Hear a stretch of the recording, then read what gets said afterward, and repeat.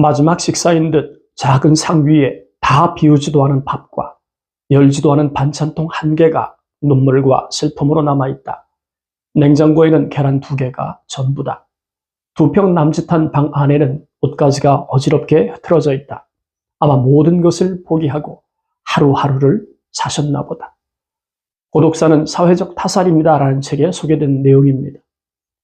누군가의 기억 속에서 잊히는 것처럼 슬픈 일이 있을까요? 그것도 사랑하는 사람들에게 잊히는 건 더없이 가여운 일입니다. 하지만 그 어떤 것보다 고통스러운 건 가족의 기억에서 삭제되는 것 아닐까요? 안타깝지만 핏줄에게조차 잊힌 사람으로 한 세상을 마감하는 사람들이 있습니다. 안녕하세요. 은퇴살이 40년을 고민하는 고갈TV 이종범입니다. 오늘 영상은 조금 슬픈 내용입니다. 이런 내용은 구독률을 높여야 하는 제 입장에서는 피하고 싶은 주제지만 누구라도 경계해야 할 위험이기 때문에 영상을 제작하였습니다. 혹여 댓글에 그래서 어쩌라고 대묻지는 말아주십시오. 그저 걱정된 마음을 나누고 각자의 자리에 이런 일이 발생하지 않도록 열심히 살자는 취지로 이해를 부탁드립니다. 고독사란 말을 쉽게 풀어보면 쓸쓸하고 허망한 홀로 죽음이 아닐까 생각이 듭니다. 조금 더 깊이 있게 접근을 하면 고독사의 기저에는 이런 현상이 깔려있는 걸 발견할 수 있어요. 가족, 친척 등 주변 사람들과 단절된 채 홀로 사는 사람, 자살, 병사 등으로 혼자 임종을 맞는 사람. 안타깝지만 이런 죽음은 일정한 시간이 흐른 그 뒤에 시신이 발견되는 특징이 있습니다. 엄연히 가족이 있음에도 불구하고 그들의 위로는 고사하고 철저하게 외면당한 채 쓸쓸하고 허망하게 돌아가시는 분들이 적지 않은 세상입니다. 먼저 65세 이상 독거 노인들의 비중부터 살펴보고 가겠습니다.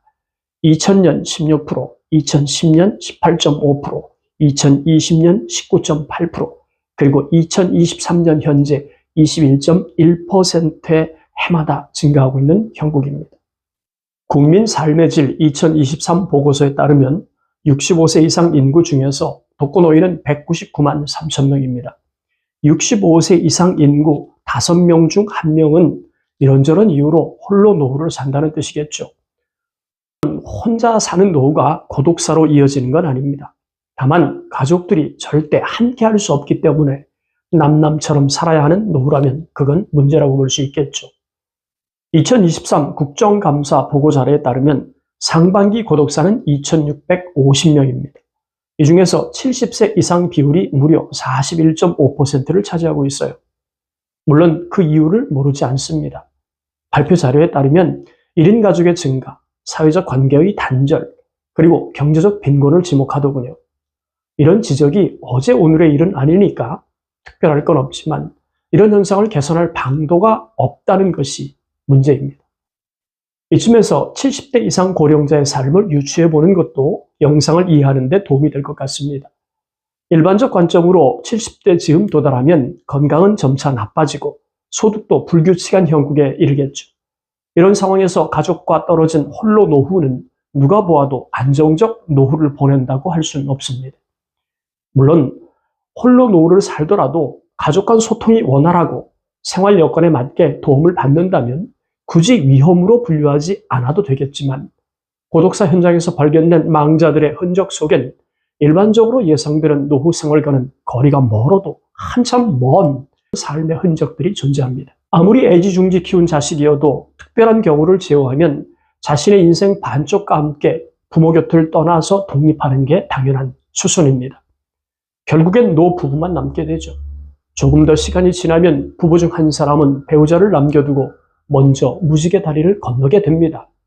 할 수만 있다면 한날 한시에 무지개 다리를 건너고 싶을 수 있겠지만 하늘이 준 수명을 스스로 끊지 않는 한 절대 불가능한 엔딩입니다. 지금처럼 핵가족이 일반화된 사회에서는 싫든 좋든 부부 중 한 사람은 홀로 노후를 거쳐야 합니다. 다만 망자의 현장을 마지막 배웅을 나누는 사람들이 가족이냐 아니면 사회복지사나 구청 직원이냐 그것만 다를 뿐이죠. 고독사는 사회적 타살입니다의 저자 영도경찰서 권종호 형사입니다. 그는 70세에 홀로 노인의 고독사 현장을 이렇게 모사했습니다. 오늘도 나는 고독사 현장에 간다. 망자는 70세 홀로 사시는 분이다.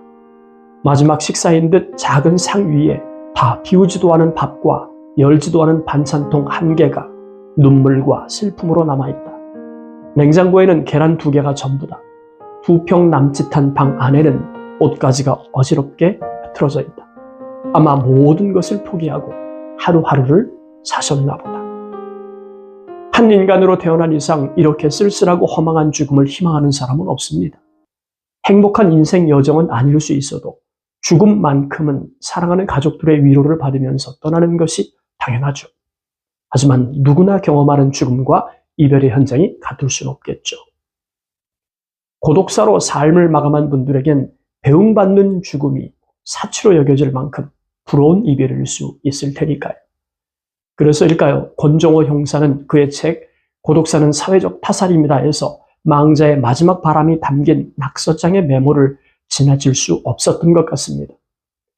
난 강력반 형사다. 많은 사건 현장을 출동한 경험이 있어서 웬만한 현장은 코웃음을 치는 나다. 그런데 지금 내 머릿속에는 지옥이라는 단어가 떠오른다.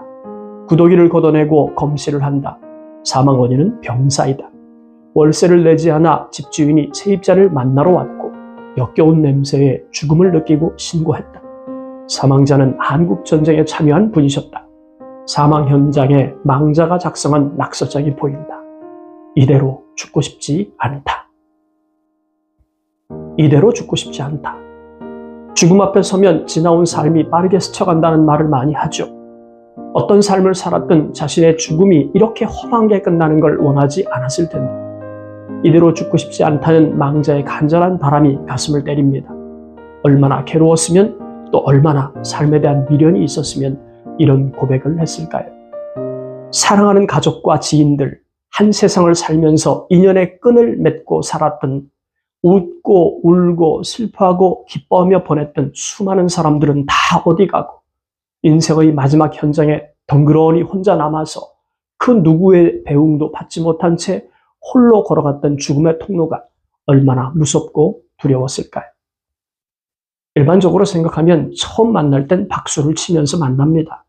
하지만 헤어질 때도 박수 받으면서 떠나는 건 아니죠. 인생도 마찬가지라고 생각을 합니다. 부모의 축복 속에 태어났다고 해서 죽음의 순간까지 아름답게 이별하는 건 아니니까요. 한 살 한 살 나이가 드는 탓일까요? 지나온 시간들이 순간순간 떠오릅니다. 개중엔 미소 짓는 일도 있었고 잊고 싶은 기억도 존재합니다. 훗날 후회의 순간은 최소화하고 미소 짓는 시간을 늘리려면 지금 주어진 시간을 열심히 충실하게 잘 써야 한다는 생각이 떠나질 않습니다. 제가 좋아하는 시가 하나 있습니다. 정현종 시인이 지은 모든 순간이 꽃봉오리인 것을 이란 시를 공유하면서 오늘 영상을 마치겠습니다. 모든 순간이 꽃봉오리인 것을 정현종. 나는 가끔 후회한다. 그때 그 일이 노다지였을지도 모르는데 그때 그 사람이 그때 그 물건이 노다지였을지도 모르는데 더 열심히 파고들고 더 열심히 말을 걸고 더 열심히 귀 기울이고 더 열심히 사랑할 걸. 반벙어리처럼 귀머거리처럼 보내지는 않았는가 우두커니처럼 더 열심히 그 순간을 사랑할 것을. 모든 순간이 다 꽃봉오리인 것을. 내 열심에 따라 피어날 꽃봉오리인